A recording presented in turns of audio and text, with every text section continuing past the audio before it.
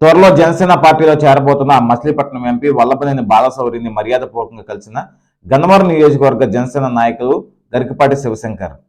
త్వరలో జనసేన పార్టీలో చేరబోతున్న మచిలీపట్నం పార్లమెంటు సభ్యులు వల్లభనేని బాలశౌరిని ఆయన నివాసంలో గన్నవరం నియోజకవర్గ జనసేన నాయకులు గరికపాటి శివశంకర్ మర్యాదపూర్వకంగా కలవడం జరిగింది. జనసేన పార్టీలోకి వస్తున్నందుకు పుష్పగుచ్చాలు ఇచ్చి శుభాకాంక్షలు తెలిపారు.